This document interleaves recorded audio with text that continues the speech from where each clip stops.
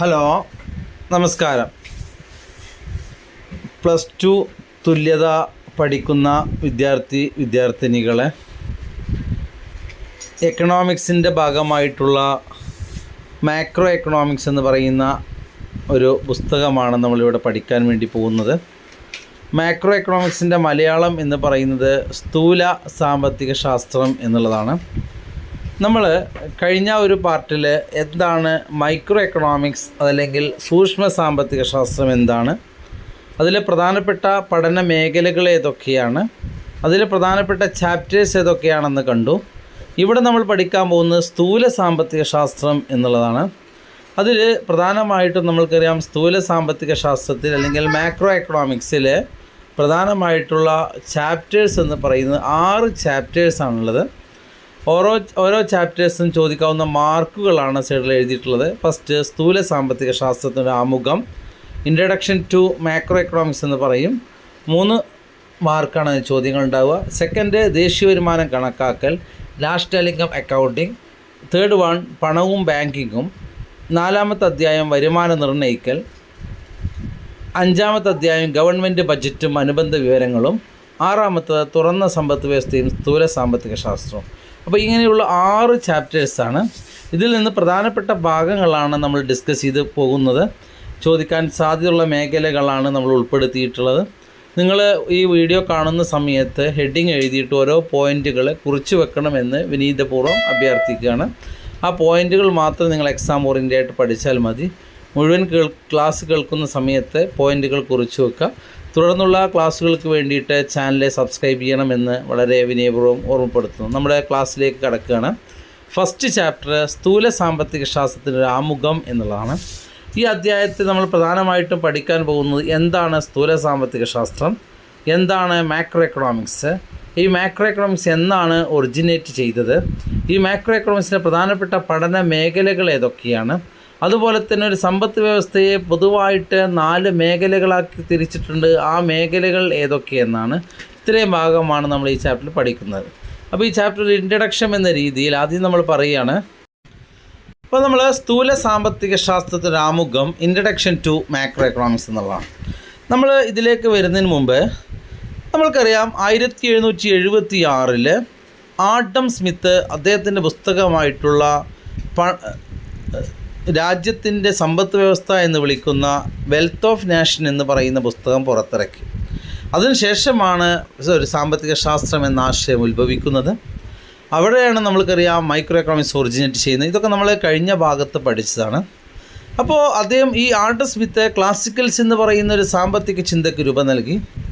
ഇങ്ങനെ ഉള്ള സമയത്ത് 1930 29-30 കാലഘട്ടങ്ങളിൽ ലോകത്ത് കണ്ടതിൽ വെച്ച് ഏറ്റവും മഹത്തായ ഒരു സാമ്പത്തിക പ്രതിസന്ധി ഉണ്ടായി. 1930 ഒരു മഹത്തായ സാമ്പത്തിക പ്രതിസന്ധി ഉണ്ടായി. ഈ മഹത്തായ സാമ്പത്തിക പ്രതിസന്ധി നമ്മൾ അവിടെ പറയുന്നുണ്ട്. പ്രധാനമായിട്ടും 29 കാലഘട്ടങ്ങളിൽ അമേരിക്കയിലെ തൊഴിലില്ലായ്മ നിരക്ക് ഒരു 3% 1933 ആയപ്പോഴേക്ക് അമേരിക്കയുടെ തൊഴിലില്ലായ്മ നിരക്ക് 33% വർദ്ധിച്ചു.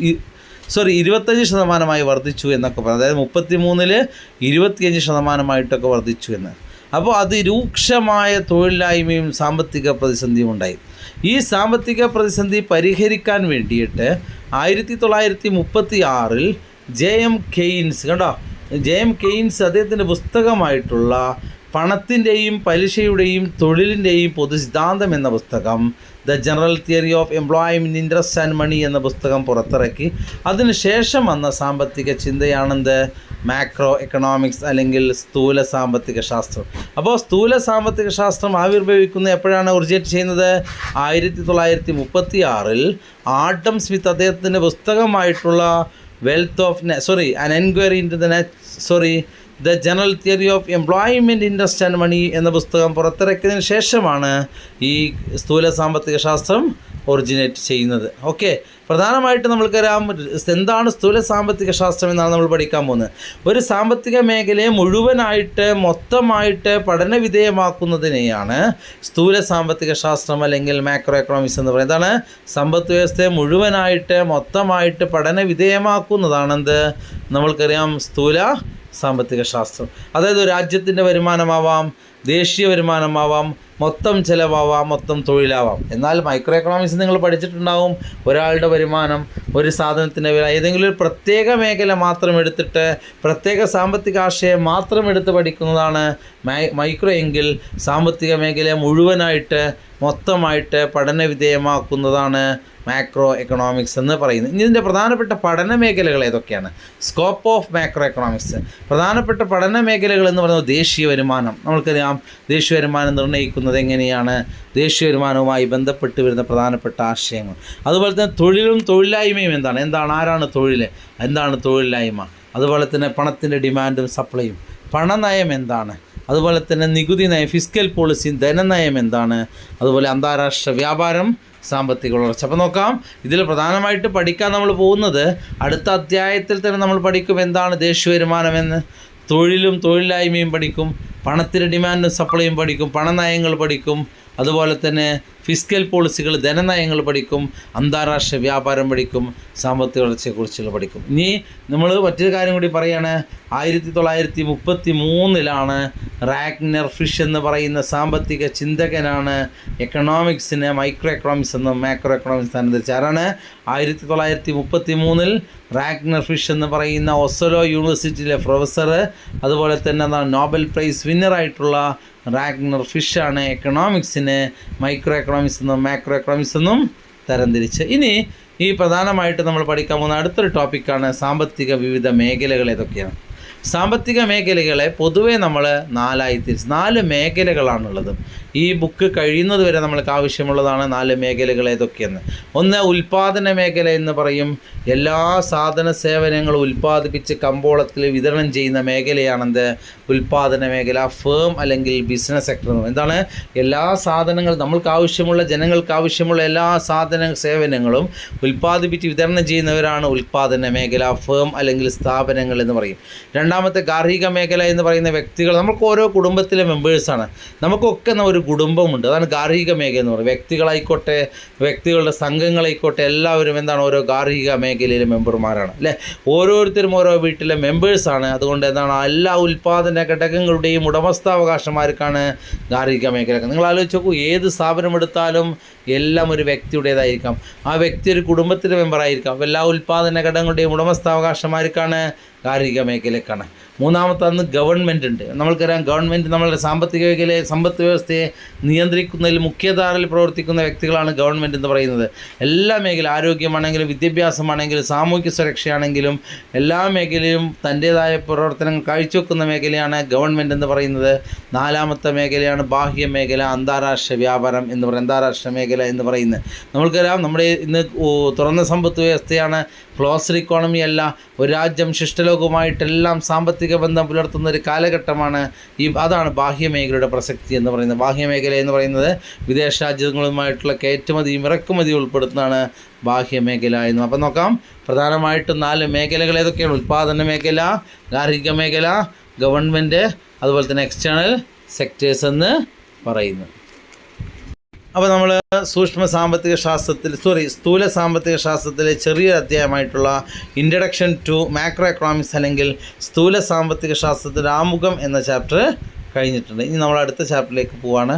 ക്ലാസ്സുകൾ പറയുന്ന പോയിന്റുകളൊക്കെ എഴുതി വെക്കുക, ഡെഫിനിഷൻസൊക്കെ നന്നായിട്ട് വായിക്കുക, ചാനൽ സബ്സ്ക്രൈബ് ചെയ്യുക. ഇത്രയും കാര്യങ്ങൾ പ്രത്യേകം ശ്രദ്ധിക്കുക കേട്ടോ. ഓക്കെ, മാക്രോ എക്കണോമിക്സിൻ്റെ ഭാഗത്ത് രണ്ടാമത്തെ ചാപ്റ്റർ ദേശീയ വരുമാനം കണക്കാക്കൽ എന്നുള്ളതാണ്.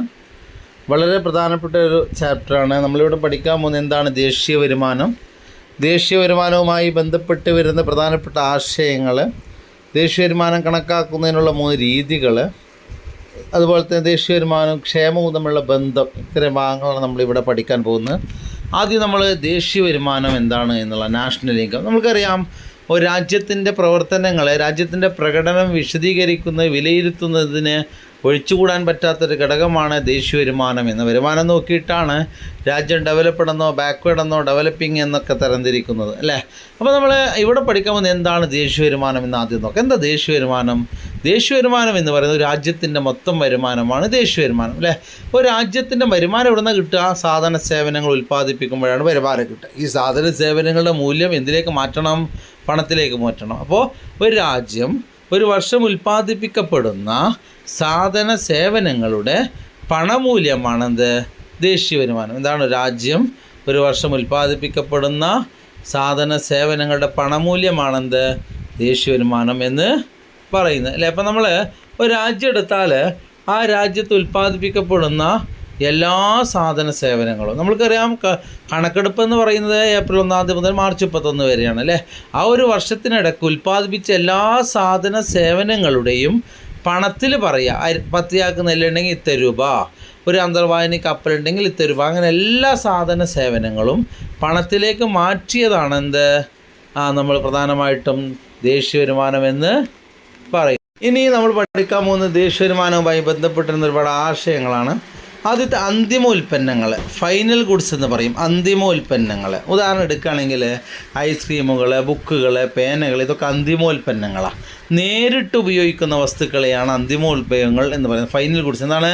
കൺസ്യൂമർ ഡയറക്റ്റ്ലി യൂസ്ഡ് ബൈ ഇതൊക്കെ എന്താണ്? നമ്മൾ കൺസ്യൂമർ നേരിട്ട് ഡയറക്റ്റായിട്ട് ഉപയോഗിക്കുന്ന വസ്തുക്കളെയാണെന്ന് പറയുക ഫൈനൽ ഗുഡ്സ് എന്ന് പറഞ്ഞാൽ. വേറൊന്നും ചെയ്യൂല, നമ്മൾ നേരിട്ട് ഉപയോഗിക്കായിരിക്കും അല്ലേ. ഇപ്പോൾ ബുക്കായിക്കോട്ടെ, ചെരുപ്പായിക്കോട്ടെ, ഐസ്ക്രീം ആയിക്കോട്ടെ, അതൊക്കെ ഡയറക്റ്റ്ലി കൺസപ്ഷൻ അല്ലേ. അതാണ് അന്തിമ സാധനങ്ങൾ, ഫൈനൽ ഗുഡ്സ് എന്ന് പറയുന്നത്. അത് ഉപഭോക്താക്കൾ ഉപയോഗിക്കുന്ന ഉപഭോഗ വസ്തുക്കളാവാം, അതല്ലെങ്കിൽ ഉൽപ്പാദകൻ ഉപയോഗിക്കുന്ന മൂലധന വസ്തുക്കളാവാം, രണ്ടും ആവട്ടോ. അപ്പോൾ നമ്മൾ ഉദാഹരണം എടുക്കുകയാണെങ്കിൽ ഇപ്പോൾ നമ്മളൊരു ടൂൾസ്, ആ ടൂൾസ് നേരിട്ട് ഉപയോഗിക്കുകയാണ്, ഡയറക്റ്റ് കൺസപ്ഷനാണ്, അത് ഫൈനൽ ഗുഡ്സാണ്. പക്ഷെ ആരായിരിക്കും ഉപയോഗിക്കുന്നുണ്ടാവുക? പ്രൊഡ്യൂസർ ആയിരിക്കും ഉപയോഗിക്കുന്നുണ്ടാവും അല്ലേ. അപ്പോൾ ഇതെന്നാൽ ഡയറക്റ്റ് കൺസപ്ഷൻ, പ്രൊഡ്യൂസറും ആവാം. എന്താണ് നമുക്കറിയാം, എന്താണ് ഡയറക്റ്റായിട്ട് കൺസ്യൂം ചെയ്യുന്നത് ക്യാപിറ്റൽ ഗുഡ്സ് ആവാം, കൺസ്യൂമർ ഗുഡ്സ് ആവാം അല്ലേ. അത് ഉൽപ്പാദകൻ വാങ്ങുന്നതാവാം, അതുപോലെ തന്നെ ഉപഭോക്താവ് വാങ്ങുന്നത്. അപ്പോൾ നമ്മൾ ഉദാഹരണം എടുക്കുകയാണെങ്കിൽ ഒരു ചായപ്പൊടി, തേയിലപ്പൊടി ഞാൻ എൻ്റെ വീട്ടിലേക്ക് വാങ്ങിക്കുകയാണെങ്കിൽ ഞാൻ എന്താണ്? അത് ഒരു ഉപഭോഗ വസ്തുവാണ് അല്ലേ. വീട്ടാവശ്യത്തിനല്ലേ വാങ്ങുന്നത്. ആ സ്ഥാനത്ത് ഒരു കച്ചവടത്തിന് വേണ്ടി മേടിക്കുകയാണെങ്കിൽ എന്താണ്? ക്യാപിറ്റൽ ഗുഡ്സാണ്. അപ്പോൾ ഫൈനൽ ഗുഡ്സ് ഏതൊക്കെ ആവാം? കൺസ്യൂമർ ഗുഡ്സ് ആവാം, അതുപോലെ തന്നെ എന്താണ് നമ്മൾ പറഞ്ഞ മൂലധന പ്രൊഡ്യൂസർ ഗുഡ്സ് ആവാം അല്ലേ. അത് ഉപഭോക്താക്കൾ നേരിട്ട് ഉപയോഗിക്കുന്ന വസ്തുക്കളെയാണ് ഉപഭോഗ വസ്തുക്കൾ എന്ന് പറയുന്നത് കേട്ടോ. എന്താണ് കൺസ്യൂമർ ഗുഡ്സ്? ഉപഭോക്താക്കളെ നേരിട്ട് ഉപയോഗിക്കുന്ന വസ്തുക്കളാണെന്ന് പറയുന്നത് കൺസ്യൂമർ ഗുഡ്സ് എന്ന് പറയുന്നത്. ഓക്കെ, ഉപഭോഗ വസ്തുക്കൾ എന്ന് പറയുന്നത്. ഇനി നമ്മൾ ഉൽപ്പാദന പ്രക്രിയയിൽ ഉൽപ്പാദകന് ഉപയോഗിക്കുന്ന വസ്തുക്കളെയാണെന്ത്? മൂലധന വസ്തുക്കൾ, അല്ലെങ്കിൽ എന്താണ് നമ്മൾ പറഞ്ഞു ഉൽപ്പാദനം ഉപയോഗിക്കുന്ന വസ്തുക്കളാണ് മൂലധന വസ്തുക്കൾ. ഇനി നമ്മൾ പഠിക്കാൻ പോകുന്ന ഇൻ്റർമീഡിയറ്റ് ഗുഡ്സാണ്, അന്തരാള വസ്തുക്കൾ എന്ന് പറയും. മറ്റൊരു വസ്തു ഉൽപ്പാദിപ്പിക്കാൻ വേണ്ടി ഉപയോഗിക്കുന്ന വസ്തുക്കളെയാണ് ഇൻ്റർമീഡിയറ്റ് ഗുഡ്സ് അല്ലെങ്കിൽ അന്തരാള വസ്തുക്കൾ എന്ന് പറയുന്നത്. എന്താണ്? വേറൊരു വസ്തു ഉൽപ്പാദിപ്പിക്കാൻ വേണ്ടി ഉപയോഗിക്കുന്ന ഘടകങ്ങളെയാണെന്ത്? മൂലധന വസ്തുക്കൾ അല്ലെങ്കിൽ അന്തരാള വസ്തുക്കൾ എന്ന് പറയുന്നത്. ഇപ്പോൾ നമ്മൾ ഉദാഹരണം എടുക്കുകയാണെങ്കിൽ വെജിറ്റബിൾ സാമ്പാർ ഉണ്ടാക്കാൻ വേണ്ടി ഉപയോഗിക്കുന്നു അല്ലേ, അരി ചോറുണ്ടാക്കാൻ വേണ്ടി ഉപയോഗിക്കുന്നു. ഇങ്ങനെ മറ്റൊരു വസ്തു നിർമ്മിക്കാൻ വേണ്ടി ഉപയോഗിക്കുന്ന വസ്തുക്കളെയാണെന്ന് പറയുന്നത് ഇൻ്റർമീഡിയറ്റ് ഗുഡ്സ് അല്ലെങ്കിൽ അന്തരാള വസ്തുക്കൾ എന്ന് പറയുന്നത്. അടുത്ത വളരെ പ്രധാനപ്പെട്ട കൺസെപ്റ്റാണ് ശേഖരവും പ്രവാഹവും. നമ്മൾ സ്റ്റോക്ക് ആൻഡ് ഫ്ലോ, ശേഖരം എന്ന് പറയും നമ്മൾ എടുത്തു വെക്കുന്നതല്ല ശേഖരം, ശ്രദ്ധിക്കുക, എടുത്തു വെക്കുന്നതിന് ഇൻവെൻ്ററി എന്നാണ് പറയുക. ശേഖരവും പ്രവാഹവും ഒരു പ്രത്യേക പോയിൻ്റ് ഓഫ് ടൈമിൽ അളന്ന് തിട്ടപ്പെടുത്താൻ പറ്റുന്ന ഘടകങ്ങളെയാണ് സ്റ്റോക്ക് വേരിയബിൾ അല്ലെങ്കിൽ ഫ്ലോ വേരിയബിൾ എന്ന് പറയുന്നത്. എന്താണ്? The value measured at A particular point of time. ഒരു കൃത്യസമയത്ത്, നിശ്ചിത സമയത്ത് അളന്നിട്ടപ്പെടുത്താൻ പറ്റുന്ന ഘടകങ്ങളെയാണ് സ്റ്റോക്ക് വേരിയബിൾ എന്ന് പറയുന്നത്, ശേഖരങ്ങൾ എന്ന് പറയുന്നത്. എന്നാൽ ഒരു സമയബിന്ദുവിലൊന്നുമല്ല, ഒരു ഡ്യൂറേഷനിൽ, ഒരു കാലഘട്ടത്തിൽ അളന്നിട്ടപ്പെടുന്ന ഘടകങ്ങളെയാണ് എന്താ പറയുക നമ്മൾ പ്രധാനമായിട്ടും ഫ്ലോ വേരിയബിൾ എന്ന് പറയുന്നത്. ഉദാഹരണം എടുക്കുകയാണെങ്കിൽ നമ്മളെ കയ്യിൽ എത്ര കാശുണ്ട് കൃത്യമായിട്ട് അളന്നിട്ടപ്പെടുത്തിക്കൂടെ? അതെന്താണ്? അതൊരു സ്റ്റോക്ക് വേരിയബിളാണ്. ആ സ്ഥാനം നമ്മൾ മില്ലിൽ നിന്ന് അല്ലെങ്കിൽ നമ്മുടെ സ്ഥാപനങ്ങളിൽ നിന്ന് വരുമാനമുണ്ട് കണ്ടോ, അത് നമുക്ക് അങ്ങനെ പെട്ടെന്നൊരു പോയിൻ്റ് ഓഫ് ടൈമിൽ അളക്കാനൊന്നും കഴിയില്ല. പല സ്ഥാപനങ്ങൾ കിട്ടുന്നതാവാം, അത് ഒരു ഡ്യൂറേഷൻ കൊടുത്ത് നമുക്കറിയാം പല സ്ഥാപനങ്ങൾ കിട്ടുന്ന വരുമാനങ്ങളെ നമ്മൾ കൃത്യമായിട്ട് അളക്കാൻ പറ്റില്ല. ഒരു കാലഘട്ടത്തിലൊക്കെ അളക്കാൻ പറ്റുകയാണെങ്കിൽ അതാണ് സ്റ്റോക്ക് വേരിയബിൾ അല്ലെങ്കിൽ നമ്മൾ ഫ്ലോ വേരിയബിൾ എന്ന് പറയുന്നത്. സ്റ്റോക്ക് വേരിയബിൾ എന്താ? ഒരു പോയിൻ്റ് ഓഫ് ടൈമിൽ കൃത്യസമയത്ത് അളന്നിട്ടപ്പെടുത്താൻ പറ്റുന്ന ഘടകങ്ങളെയാണ് സ്റ്റോക്ക് വേരിയബിൾ എന്ന് പറയുന്നത്. എന്നുള്ള ഒരു കാലഘട്ടം പോയിൻ്റ് ഓഫ് ടൈമിൽ കഴിയില്ല, ഒരു ഡ്യൂറേഷനിൽ അളന്നിട്ടപ്പെടുത്താൻ പറ്റുന്ന ഘടകങ്ങളെയാണെന്ത്? ഫ്ലോ വേരിയബിൾ അല്ലെങ്കിൽ പ്രവാഹങ്ങൾ എന്ന് പറയുന്നു. ഓക്കെ, ഇനി മറ്റു പല കൺസെപ്റ്റിലേക്ക് GNP, ഗ്രോസ് ഡൊമസ്റ്റിക് പ്രൊഡക്റ്റ് എന്ന് പറയും, മൊത്തം ആഭ്യന്തര ഉൽപ്പന്നം. ഒരു രാജ്യം ഒരു വർഷം അതിൻ്റെ ആഭ്യന്തരാതിർത്തിക്കുള്ളിൽ ഉൽപ്പാദിപ്പിക്കപ്പെടുന്ന സാധന സേവനങ്ങളുടെ പണമൂല്യമാണ് എന്ത്? GDP. എന്താണ്? ഒരു രാജ്യം അതിൻ്റെ ആഭ്യന്തരാതിർത്തിക്കുള്ളിൽ ഉൽപ്പാദിപ്പിക്കപ്പെടുന്ന സാധന സേവനങ്ങളുടെ പണമൂല്യമാണ് GDP എന്ന് പറയും. ഈ GDPയിൽ നിന്ന് ഡിപ്രീസിയേഷൻ കുറച്ചാണ് എന്ത്? NDP. എന്താണ്? GDPയിൽ നിന്ന് ഡിപ്രീസിയേഷൻ കുറച്ചാണ് NDP എന്ന് പറയുന്നത്. അപ്പോൾ നമ്മൾ മൊത്തം ആഭ്യന്തര ഉൽപ്പന്നം എന്ന് പറയുന്നത് ഇപ്പോൾ രാജ്യം അതിൻ്റെ ആഭ്യന്തര അതിർത്തികളിൽ ഒരു അതിർത്തി ഉണ്ടല്ലോ രാജ്യത്തിന്, ആ അതിർത്തിക്കുള്ളിൽ ഉൽപ്പാദിപ്പിക്കപ്പെടുന്ന സാധന സേവനങ്ങളുടെ പണമൂല്യം, ആ സാധന സേവനങ്ങളെല്ലാം പണത്തിലേക്ക് മാറ്റിയതാണെന്ത് നമ്മൾ GDP അല്ലെങ്കിൽ ഗ്രോസ് ഡൊമസ്റ്റിക് പ്രൊഡക്റ്റ് എന്ന് പറയുന്നത്. ഇനി നമ്മൾക്കറിയാം എന്താണ് അതിൽ നിന്ന് ഈ GDPയിൽ നിന്ന് ഡിപ്രീസിയേഷൻ തേയ്മാനം കുറച്ചാണ് NNP എന്ന് പറയുന്നത്, അറ്റ ആഭ്യന്തര ഉൽപ്പാദനം. NDP. എന്താണ് NDP? NNP അല്ല, NDP. അറ്റ ആഭ്യന്തര ഉൽപ്പാദനം എന്താണ്? ഇപ്പോൾ രാജ്യത്തിൻ്റെ ആഭ്യന്തരാതിർത്തിയിൽ ഉൽപ്പാദിപ്പിക്കപ്പെടുന്ന എല്ലാ സാധന സേവനങ്ങളിൽ നിന്നും, അതാണല്ലോ GDP. ഈ GDPയിൽ നിന്ന് ഡിപ്രീസിയേഷൻ തേയ്മാനം. നമ്മൾ സാധനങ്ങൾ ഉപയോഗിക്കുമ്പോൾ ഉണ്ടാകുന്ന കുറവില്ലേ, മൂല്യം കുറയാം അല്ലെങ്കിൽ തേഞ്ഞ് പോവാം, അതിനെയാണ് തേയ്മാനം എന്ന് പറയുന്നത്. ഇപ്പോൾ ഉദാഹരണം എടുക്കുകയാണെങ്കിൽ നമ്മളൊരു സാധനം വാങ്ങിച്ചത് ഉപയോഗം തുടങ്ങിക്കഴിഞ്ഞാൽ എന്തായി? അതിൻ്റെ വാല്യൂ കുറയും, അതിൻ്റെ മൂല്യം കുറയും അല്ലേ? ഇപ്പോൾ നമ്മളൊരു മെഷീൻ ഒരു ഫാക്ടറിയാണ്, ആ ഫാക്ടറി ഒരു മെഷീൻ വാങ്ങിച്ചു വെച്ചു. ഒരിക്കലും നമ്മൾക്കറിയാം അത് ഉപയോഗിക്കും തോറും അത് തേയ്മാനം സംഭവിക്കും, അത് തേഞ്ഞ് പോകാം അല്ലെങ്കിൽ അതിൻ്റെ വാല്യൂ കുറയാം, മൂല്യം കുറയാം. അതിനാണ് ഡിപ്രീസിയേഷൻ എന്ന് പറയുന്നത്. ഡിപ്രീസിയേഷൻ കുറച്ചാണ് എന്ത്? NDP അല്ലെങ്കിൽ നെറ്റ് ഡൊമസ്റ്റിക് പ്രൊഡക്റ്റ് എന്ന് പറയുന്നത്. ഓക്കെ, ഇനി അടുത്തത് നമ്മൾ ഡിസ്കസ് ചെയ്യാൻ പോകുന്നത് മൊത്തം ദേശീയ ഉൽപ്പന്നം. നമ്മൾ പ്രധാനമായിട്ടും എന്താണ് NNP എന്ന് പറയും, GNP എന്ന് പറയും, മൊത്തം ദേശീയ ഉൽപ്പന്നം. മൊത്തം ദേശീയ ഉൽപ്പന്നം എന്ന് പറയുന്നത് ഒരു രാജ്യം ഉൽപ്പാദിപ്പിച്ച എല്ലാ സാധന സേവനങ്ങളുടെയും, ആ രാജ്യത്തിനകത്തുള്ളതാവാം പുറത്തുനിന്നുള്ളതാവാം, എല്ലാ സാധന സേവനങ്ങളുടെയും മൊത്തം പണമൂല്യമാണെന്ത്? മൊത്തം ദേശീയ ഉൽപ്പന്നം അല്ലെങ്കിൽ GNP എന്ന് പറയുന്നത്. എന്താണ്? ഒരു രാജ്യം ഉൽപ്പാദിപ്പിച്ച പുറത്തുനിന്നൊക്കെ ഉള്ള എല്ലാ സാധന സേവനങ്ങളുടെയും പണമൂല്യമാണെന്ത്? GNP അല്ലെങ്കിൽ ഗ്രോസ് നാഷണൽ പ്രൊഡക്റ്റ്. ഈ GNPയിൽ നിന്ന് ഡിപ്രീസിയേഷൻ കുറച്ചാണ് NNP, നെറ്റ് നാഷണൽ പ്രൊഡക്റ്റ്. എന്താ നെറ്റ് നാഷണൽ പ്രൊഡക്റ്റ്? GNP എന്ന് പറയുന്ന മൊത്തം ഉൽപ്പന്നത്തിൽ നിന്ന് തേയ്മാനം കുറച്ചാണ് എന്ത്? NNP അല്ലെങ്കിൽ നെറ്റ് നാഷണൽ പ്രൊഡക്റ്റ്, അറ്റ ദേശീയ ഉൽപ്പന്നം എന്ന് പറയും. അടുത്തത് പ്രതിശീർഷ വരുമാനം. നമ്മൾ ആളോഹരി വരുമാനം എന്നൊക്കെ പറയും. പ്രതിശീർഷ വരുമാനം എന്ന് പറയുന്നത് മൊത്തം രാജ്യത്തുള്ള വരുമാനത്തെ ജനസംഖ്യ കൊണ്ട് ഹരിച്ചതാണെന്ത്? പ്രതിശീർഷ വരുമാനം അല്ലെങ്കിൽ പെർ ക്യാപിറ്റ ഇൻകം, ആളോഹരി വരുമാനം എന്ന്. ഓരോരുത്തർക്ക് ഓഹരി എത്തുക. ഇപ്പോൾ നമ്മൾ 100 കോടി വരുമാനം നമ്മുടെ രാജ്യത്തുണ്ട്, 100 കോടി ജനങ്ങളാണെങ്കിൽ ഓരോരുത്തരുടെയും ഓഹരി എത്രയാണ്? 1 രൂപ അല്ലേ? അതാണ് എന്ത്? പ്രതിശീർഷ വരുമാനം അല്ലെങ്കിൽ പെർ ക്യാപിറ്റ ഇൻകം എന്ന് പറയുന്നത്. എന്താണ്? ജനസംഖ്യയെ എന്തുകൊണ്ടാണ് ദേശീയ വരുമാനത്തെ ജനസംഖ്യ കൊണ്ട് ഹരിച്ച്. ഇനി വ്യക്തിഗത വരുമാനം എന്ന് പറയുന്നത് പേഴ്സണൽ ഇൻകം. ഒരു വർഷം ഗാർഹിക മേഖലയ്ക്ക് ഒരു വീട്ടിൽ കിട്ടുന്ന മൊത്തം വരുമാനത്തെയാണ് വ്യക്തിഗത വരുമാനം എന്ന് പറയുന്നത്. എന്താണ് വ്യക്തിഗത വരുമാനം? ഒരു വീട്ടിൽ ലഭിക്കുന്ന മൊത്തം വരുമാനത്തെ പറയുന്ന പേരാണ് വ്യക്തിഗത വരുമാനം എന്ന് പറയും. വ്യക്തിഗത വരുമാനം കാണാൻ ഇക്വേഷന് ടെക്സ്റ്റ് ഉണ്ടെങ്കിൽ പേജ് നമ്പർ നോക്കട്ടെ, പേജ് നമ്പർ 22-ലാണ് വ്യക്തിഗത വരുമാനം എന്ന് പറയുന്നത്. ചാനൽ സബ്സ്ക്രൈബ് ചെയ്യണം എന്നൊരിക്കൽ കൂടി ഓർമ്മപ്പെടുത്തുന്നു. വ്യക്തിഗത വരുമാനം എന്ന് പറയുന്നത് നമ്മളെ മൊത്തം ദേശീയ വരുമാനത്തിൽ നിന്ന് വിതരണം ചെയ്യപ്പെടാത്ത ലാഭം കുറച്ചത്, കോർപ്പറേറ്റ് നികുതി കുറച്ചത്, ഗാർഹിക മേഖലയ്ക്ക് നൽകുന്ന അറ്റ പലിശ നികുതി കുറച്ചത്, പ്ലസ് മാറ്റടവുകൾ. അതായത് ഒരു വീട്ടിൽ ലഭിക്കുന്ന വരുമാനമാണ് വ്യക്തിഗത വരുമാനം എന്ന് പറയുന്നത്. മൊത്തം ദേശീയ വരുമാനത്തിൽ നിന്ന് മറ്റുള്ള നമ്മൾക്ക് നികുതികൾ കുറച്ചത്, പലിശ കുറച്ചത്, അതോടൊപ്പം തന്നെ വീട്ടിലേക്ക് എന്തെങ്കിലും സബ്സിഡി കിട്ടുന്നുണ്ടെങ്കിൽ ചേർത്തത്, ട്രാൻസ്ഫർ പേയ്മെൻറ്റ് കിട്ടിയിട്ടുണ്ടെങ്കിൽ ചേർത്തത്, ഇതെല്ലാം. അതായത് ട്രാൻസ്ഫർ പേയ്മെൻറ്റ് എന്ന് പറയുന്നത്, മാറ്റടവുകൾ എന്ന് പറയുന്നത് നമ്മൾ തിരിച്ച് പ്രതിഫലമൊന്നും ലഭിക്കാതെ ഗവൺമെൻറ് നമ്മൾക്ക് നൽകുന്ന ആനുകൂല്യങ്ങളെയാണ് ട്രാൻസ്ഫർ പേയ്മെൻറ്റ് എന്ന് പറയുന്നത്. ഉദാഹരണം എടുക്കുകയാണെങ്കിൽ പെൻഷൻ നൽകുന്നു, റേഷൻ കടകളുടെ സാധനങ്ങൾ വിതരണം, ഇതാണ് നമ്മൾ മാറ്റടവുകൾ അല്ലെങ്കിൽ മാറ്റക്കൊടുതികൾ എന്ന് പറയുന്നത്. അതുകൊണ്ട് അതായത് ഒരു വീട്ടിലേക്ക് എത്ര വരുമാനം ലഭിക്കുന്നുണ്ട്, ആ വരുമാനത്തിൻ്റെ ഭാഗമാണല്ലോ ഇതും അല്ലേ. അപ്പോൾ നമ്മൾ വീട്ടിലേക്ക് കിറ്റ് കിട്ടി, വീട്ടിലേക്ക് പെൻഷൻ കിട്ടി, വരുമാനമല്ലേ, വീട്ടിലെ വരുമാനമല്ലേ. അപ്പോൾ ഈ ട്രാൻസ്ഫർ പേയ്മെൻറ്റ് കൂടി കൂട്ടിയതാണ് എന്ത്? വ്യക്തിഗത വരുമാനം എന്ന് പറയുന്നത്. ഇനി വ്യക്തിഗത വിനിയോഗ വരുമാനം, പേഴ്സണൽ ഡിസ്പോസിബിൾ ഇൻകം. ഒരു വ്യക്തിക്ക് കിട്ടുന്ന വരുമാനം മുഴുവൻ ഉപയോഗിക്കാൻ കഴിയില്ല. അയാൾക്ക് എന്തുണ്ടാവും? അയാൾക്ക് ടാക്സ് കൊടുക്കേണ്ടി വരും അല്ലേ. ആ ടാക്സ്, ഡയറക്റ്റ് ടാക്സ് ഉണ്ടാവും, നികുതി. ആ നികുതി കുറച്ചത് മാത്രമേ അയാൾക്ക് ഉപയോഗിക്കാൻ കഴിയുള്ളൂ. അതാണ് ഉപയോഗ വരുമാനം അല്ലെങ്കിൽ വിനിയോഗയോഗ്യ വരുമാനം എന്ന് പറയുന്നത്. ഒരു വ്യക്തിക്ക് ഉപയോഗിക്കാൻ കഴിയുന്ന വരുമാനത്തെയാണ് എന്താ പറയുക? വിനിയോഗയോഗ്യ വരുമാനം എന്ന് പറയുന്നത്. അത് കാണുന്നത് എങ്ങനെയാണ്? വ്യക്തിഗത വരുമാനത്തിൽ നിന്ന് നികുതി കുറച്ചാൽ മതി. ഇനി നമ്മൾ അടുത്ത ടോപ്പിക്കിലേക്ക് പോകുമ്പോൾ വരുമാനത്തിൻ്റെ ചാക്രിക പ്രവാഹം എന്നുള്ളതാണ്. സർക്കുലർ ഫ്ലോ ഓഫ് ഇൻകം എന്നുള്ളതാണ്. പേജ് നമ്പർ 23 കേട്ടോ. സ്ഥൂല സാമ്പത്തിക ശാസ്ത്രത്തിലെ പേജ് നമ്പർ 23 എടുക്കുക. നമ്മൾക്കറിയാം വരുമാനം എന്ന് പറയുന്നത് കിട്ടുന്ന വരുമാനം മുഴുവൻ നമ്മളെ കയ്യിൽ വെക്കുകയല്ല, നമ്മൾ ചിലവഴിക്കുകയാണ് അല്ലേ. അത് ചിലവഴിക്കുമ്പോൾ മറ്റൊരാൾക്ക് വരുമാനമായി ലഭിക്കും. ഇങ്ങനെ വരുമാനം ഇങ്ങനെ സർക്കുലേറ്റ് ചെയ്യുകയാണ്. ഇക്കോണമിയിൽ നിന്ന് എന്താണ് ഒരാളിൽ നിന്ന് ഒരാളിലേക്ക് ഇങ്ങനെ മൂവ് ചെയ്യുകയാണ്. ഇതിനെയാണ് വരുമാനത്തിൻ്റെ ചാക്രിക പ്രവാഹം എന്ന് പറയുന്നത്. അതായത് ഇപ്പോൾ എനിക്ക് കിട്ടുന്ന വരുമാനം ഞാൻ ചിലവഴിക്കുന്നു, അത് വേറൊരാൾക്ക് വരുമാനമായിട്ട് ലഭിക്കുന്നു, അയാൾ ചിലവഴിക്കുമ്പോൾ അത് വേറൊരാൾക്ക് ലഭിക്കും. ഇങ്ങനെ റൊട്ടേറ്റ് ചെയ്യുകയാണ്. സമ്പത്ത് വ്യവസ്ഥയിൽ വരുമാനം ഒരാളിൽ നിന്ന് ഒരാളിലേക്ക് ഇങ്ങനെ പണം ഇങ്ങനെ മൂവ് ചെയ്യുകയാണ്. ഇതിനെയാണ് വരുമാനത്തിൻ്റെ ചാക്രിക പ്രവാഹം എന്ന് പറയുന്നത്. നമ്മൾ കണ്ടു കഴിഞ്ഞ വീഡിയോയിൽ സമ്പത്ത് വ്യവസ്ഥയെ പ്രധാനമായിട്ടും 4 മേഖലകളാക്കി തിരിച്ചിട്ടുണ്ടെന്ന് കണ്ടു.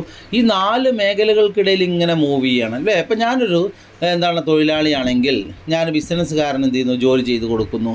ബിസിനസ്സുകാരൻ എനിക്ക് ശമ്പളം തരുന്നു. ആ ശമ്പളം ഉപയോഗിച്ചാൽ ബിസിനസ്സുകാരൻ എന്ത് വാങ്ങുന്നു, സാധനങ്ങൾ വാങ്ങുന്നു കേട്ടോ. അപ്പോൾ നമ്മൾക്കറിയാം അതുപോലെ ഗവൺമെൻറ് എന്ത് ചെയ്യുന്നു, ഗവൺമെൻറ് നികുതി കൊടുക്കുന്നു, ഗവൺമെൻറ് വരുമാനം ലഭിക്കുന്നു. ആ നികുതി ഗവൺമെൻറ് പല മാർഗ്ഗങ്ങളിലൂടെ സമ്പത്ത് വ്യവസ്ഥയിലേക്ക് തന്നെ ചിലവഴിക്കുന്നു. അപ്പോൾ ഇങ്ങനെ റൊട്ടേറ്റ് ചെയ്യാണ്. Income circulated from one sector to another sector. വരുമാനം എന്ത് ചെയ്യാണ്, ഒരു മേഖലയിൽ നിന്ന് മറ്റൊരു മേഖലയിലേക്ക് ഇങ്ങനെ മൂവ് ചെയ്യാണ്. ഇതിനാണ് വരുമാനത്തിൻ്റെ ചാക്രിക പ്രവാഹം എന്ന് പറയുന്നത്. ഇനി അവിടെ ശ്രദ്ധിക്കേണ്ട കാര്യം, പണപരമായ മൂവ്മെൻ്റ് ആണെങ്കിൽ അതിന് മണി മൂവ്മെൻറ്റ് അല്ലെങ്കിൽ നോമിനൽ മൂവ്മെൻറ്റ് എന്ന് പറയും. പണമാണ് ഇങ്ങനെ അങ്ങോട്ടും കൈമാറുന്നതെങ്കിൽ. അല്ല സാധനങ്ങളുടെ കൈമാറ്റമാണെങ്കിൽ അതിന് റിയൽ സർക്കുലേഷൻ എന്ന് പറയും. എന്താ പറയുക, യഥാർത്ഥ പ്രവാഹം അല്ലെങ്കിൽ റിയൽ ഫ്ലോ എന്നും പറയാറുണ്ട്. ഓക്കെ, ഇനി നമ്മൾ പ്രധാനമായിട്ട് നമ്മളിവിടെ 2 മേഖലകളാണ് എടുക്കുന്നത്. 2 മേഖലകളെക്കുറിച്ചാണ് പഠിക്കുന്നത്. 2 മേഖല എന്ന് പറയുമ്പോൾ ഒരു മേഖല ഉൽപ്പാദന മേഖലയും മറ്റൊന്ന് ഗാർഹിക മേഖലയും. ഒന്നെന്താണ് ഉൽപ്പാദന മേഖലയും, മറ്റൊന്ന് ഗാർഹിക മേഖല. ചിത്രത്തിലേക്ക് വരിക. ഇവിടെ നോക്ക്, ഉൽപ്പാദന മേഖലയും ഗാർഹിക മേഖലയും. എല്ലാ ഉൽപ്പാദന ഘടകങ്ങളുടെയും ഉടമസ്ഥാവകാശം ഗാർഹിക മേഖലക്കാണ് അല്ലേ. ലാൻഡ് ആണെങ്കിലും ലേബർ ആണെങ്കിലും ക്യാപിറ്റൽ ആണെങ്കിലും ഓർഗനൈസേഷൻ എല്ലാ ഉൽപ്പാദന ഘടകങ്ങളുടെയും ഉടമസ്ഥാവകാശം ആർക്കാണ്, ഗാർഹിക മേഖലക്കാണ്. ഈ ഗാർഹിക മേഖല ഉൽപ്പാദന ഘടകങ്ങളെല്ലാം ബിസിനസ്സുകാരന് കൊടുക്കും കേട്ടോ. അതാണ് ഇങ്ങോട്ട് കണ്ടോ, ആദ്യത്തെ മുകളിലുള്ള ഭാഗം കണ്ടോ, മുകളിലുള്ള ചിത്രത്തിൽ ഉൽപ്പാദന മേഖല. തിരിച്ചെന്ത് കൊടുക്കും, തിരിച്ചവിടുക്ക് എന്തുണ്ട് അവർക്ക് വേണ്ട അടി കൂടി കണ്ടോ, എല്ലാം ഭൂമി തൊഴിലാളിയൊക്കെ ഇങ്ങോട്ട് കൊടുക്കും. തിരിച്ചിങ്ങോട്ട് അവർക്ക് വേണ്ട പ്രതിഫലം കൊടുക്കും കണ്ടോ. അപ്പം ഞാനെന്ന തൊഴിലാളിയെ ബിസിനസ്സുകാരന് കൊടുത്തു. എൻ്റെ വീട്ടിലേക്ക് എന്ത് കിട്ടി, എൻ്റെ വീട്ടിലേക്ക് എൻ്റെ വേതനം കിട്ടി. ആ വേതനം വീണ്ടും തിരിച്ചു കൊടുത്തിട്ട് എന്ത് ചെയ്യുന്നു, സാധന സേവനങ്ങൾ വാങ്ങുന്നു കേട്ടോ. നമുക്ക് 2 മേഖലയിൽ, ഉൽപ്പാദന മേഖലയും ഗാർഹിക മേഖലയും. എല്ലാ ഉൽപ്പാദന ഘടകങ്ങളുടെയും ഉടമസ്ഥാവകാശം ഗാർഹിക മേഖലയാണ്. ആ ഉൽപ്പാദന ഘടകങ്ങൾ ബിസിനസ്സുകാരൻ കൊടുക്കുന്നു, കാശ് കിട്ടുന്നു. ഈ കാശ് വീണ്ടും ബിസിനസ്സുകാരൻ കൊടുക്കുന്നു, സാധനങ്ങൾ വാങ്ങുന്നു, പിറ്റേ ദിവസം വീണ്ടും കൂലി കൊടുക്കുന്നതൊക്കെ. ഇപ്പോൾ നമ്മൾ 2 സെക്ടറുകളും ശരിക്കും ഇക്കോണമിയിൽ 4 സെക്ടറുണ്ട്. ഇവിടെ 2 പഠിക്കുന്നുള്ളൂ. സെക്ടറാണെങ്കിൽ ഇൻകം അങ്ങനെ എന്ത് ചെയ്യും, സർക്കുലേറ്റ് ചെയ്യും. ഇതിനാണ് സർക്കുലർ ഫ്ലോ ഓഫ് ഇൻകം എന്ന് പറയുന്നത്. ഇനി നമ്മൾ പഠിക്കാൻ പോകുന്ന ദേശീയ വരുമാനം കണക്കാക്കുന്ന രീതികളാണ്. ദേശീയ വരുമാനം കണക്കാക്കുന്നതിന് പ്രധാനമായിട്ടും നമ്മൾ 3 മെത്തേഡുകളുണ്ട്. ഉൽപ്പന്ന രീതി, വരുമാന രീതി, ചെലവ് രീതി. ഇതൊക്കെയാണ് 3 മെത്തേഡുകൾ. പ്രൊഡക്റ്റ് മെത്തേഡ്, ഇൻകം മെത്തേഡ്, ചെലവ് രീതി, ഡിപ്രീസിയേഷൻ മെത്തേഡ് എന്നാണ് ടെക്സ്റ്റ് കൊടുത്തത്. തെറ്റാണ്. ഡിപ്രീസിയേഷൻ മെത്തേഡ് അല്ല, എക്സ്പെൻഡിച്ചർ മെത്തേഡാണ് കേട്ടോ. അവിടെ തിരുത്തണം. ഡിസ്പെൻഡിച്ചർ മെത്തേഡാണ് ഡിപ്രീസിയേഷൻ അല്ല, എക്സ്പെൻഡിച്ചർ മെത്തേഡാണ് ചെലവ് രീതി. ഒന്ന് ഉൽപ്പാദന രീതി എന്ന് പറയും. ഉൽപ്പാദന രീതിയെ നമ്മൾ കൂട്ടിച്ചേർത്ത മൂല്യരീതി എന്ന് പറയാറുണ്ട്. ഇതെന്താണെന്ന് വെച്ചാൽ ഉൽപ്പാദിപ്പിക്കപ്പെടുന്ന എല്ലാ സാധന സേവനങ്ങളുടെയും പണമൂല്യം നോക്കിയിട്ട് കാണുന്ന രീതിയാണെന്ത്, ഉൽപ്പാദന രീതി എന്ന് പറയുന്നതാണ്. രാജ്യത്ത് ഉൽപ്പാദിപ്പിക്കപ്പെട്ട എല്ലാ സാധന സേവനങ്ങളുടെയും പണമൂല്യം നോക്കിയിട്ട് കാണുന്ന രീതിയാണെന്ത്, ഉൽപ്പാദന രീതി എന്ന് പറയും. നമുക്കറിയാം സാധന സേവനങ്ങളെ പൊതുവെ 3ആയി തിരിച്ചിട്ടുണ്ട് അല്ലേ. പ്രാഥമിക മേഖല, ദ്വിതീയ മേഖല, തൃതീയ മേഖല എന്നൊക്കെ പറയും. കാർഷിക മേഖല, അതുപോലെ തന്നെ കച്ചവട മേഖലയാണ് സെക്കൻഡറി സെക്ടർ, സേവന മേഖലയാണ് ടെറിഷറി സെക്ടർ. അപ്പോൾ ഇങ്ങനെ ഈ രാജ്യത്ത് ഉൽപ്പാദിപ്പിക്കപ്പെട്ട എല്ലാ സാധന സേവനങ്ങളുടെയും പണമൂല്യം കൂട്ടിയിട്ട് കാണുന്ന രീതിയാണ് ഉൽപ്പന്ന രീതി എന്ന് പറയുന്നത്. ഈ ഉൽപ്പന്ന രീതിയിലുണ്ടാകുന്നൊരു വിഷയം എന്ന് പറയുന്നത് ഡബിൾ കൗണ്ടിങ് ഉണ്ടാവും. ഒരു സാധനത്തിന് 2 പ്രാവശ്യമൊക്കെ കൂട്ടുന്ന വിഷയം ഉണ്ടാവും അല്ലേ. ഇപ്പോൾ നമ്മൾ നെല്ല് കൂട്ടി, നെല്ല് അരിയാവുന്ന അരി വീണ്ടും കൂട്ടി, അരി മാവ് കൂട്ടി, മാവ് പലഹാരമായി കണ്ടൊക്കെ, പരുത്തി കൂട്ടി, പരുത്തിയുടെ നൂല് കൂട്ടി, ക്ലോത്ത് കൂട്ടി, ഡ്രസ്സ് കൂട്ടി കണ്ടോ, ചകിരി കൂട്ടി, നൂല് കൂട്ടി, കയറ് കൂട്ടി, ഈ ചകിരി കയർ ഉണ്ടാക്കുന്ന ചവിട്ടികൾ കൂട്ടി. അപ്പോൾ ഒരേ സാധനം തന്നെ വീണ്ടും വീണ്ടും ആഡ് ചെയ്യുന്ന പ്രവണത ഉണ്ടാവും. അതൊഴിവാക്കാൻ വേണ്ടിയിട്ടുള്ള രീതിയാണ് കൂട്ടിച്ചേർത്ത രീതി എന്ന് പറയുന്നത്.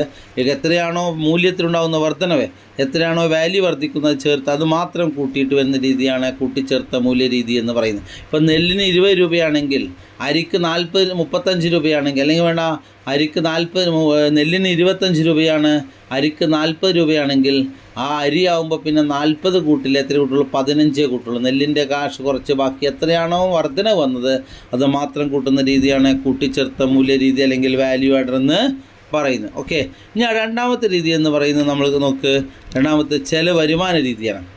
ഒരു രാജ്യത്തെ ഉൽപ്പാദന ഘടകങ്ങളായ ഭൂമി, തൊഴിലാളി മൂലധനം, സംഘാടനം എന്നിവയ്ക്ക് ലഭിക്കുന്ന വരുമാനമായിട്ടുള്ള പാട്ടം, പലിശ, കൂലി, ലാഭം എന്നിവ കണക്കാക്കുന്ന രീതിയാണ് വരുമാന രീതി എന്ന് പറയുന്നത്. നമ്മുടെ രാജ്യത്തെ ഉൽപ്പാദന ഘടകങ്ങൾക്കാണ് വരുമാനം കിട്ടും. തൊഴിലാളിക്ക് വരുമാനം കിട്ടും, ഓർഗനൈസേഷൻ ലാഭം കിട്ടും, ഭൂമിക്ക് പാട്ടം കിട്ടും, ക്യാപിറ്റലിന് റേറ്റ് ഓഫ് ഇൻട്രസ്റ്റ് കിട്ടും, മൂലധനത്തിന് പലിശ കിട്ടും.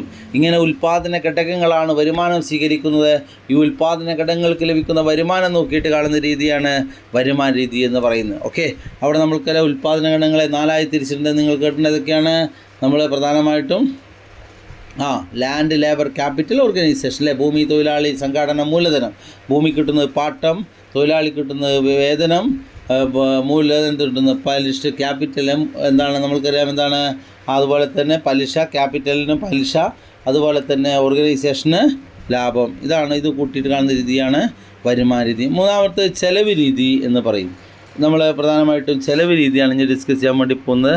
ചെലവെന്ന് പറയുന്നത് നമ്മൾ പ്രധാനമായിട്ടും ഉള്ള രാജ്യത്തെ സാധന സേവനങ്ങൾക്ക് വേണ്ടി ചെലവഴിക്കുന്ന മൊത്തം ചെലവ് നോക്കിയിട്ട് കാണുന്ന രീതിയാണ് ചെലവ് രീതി എന്ന് പറയുന്നത്. എന്താണ്? സാധന സേവനങ്ങൾക്ക് വേണ്ടി ചെലവഴിക്കുന്ന മൊത്തം ചെലവ് നോക്കുന്ന രീതിയാണ് ചെലവ് രീതി.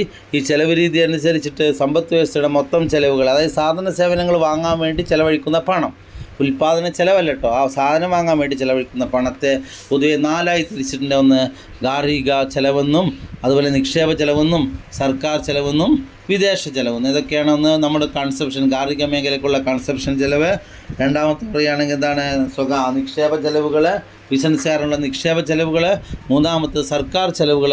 നാലാമത്തെ വിദേശ ചിലവുകൾ. ഈ 4 കൂടി കൂട്ടിയിട്ട് ദേശീയ വരുമാനം കണക്കാക്കുന്ന രീതിയാണ് ചെലവ് രീതി എന്ന് പറയുന്നത്. ഇനി നമ്മൾ ലാസ്റ്റ് ഇവിടെ പഠിക്കാൻ പോകുന്നത്, നമ്മൾക്കറിയാം രാജ്യത്തിൻ്റെ വരുമാനവും അതോടൊപ്പം തന്നെ ക്ഷേമവും.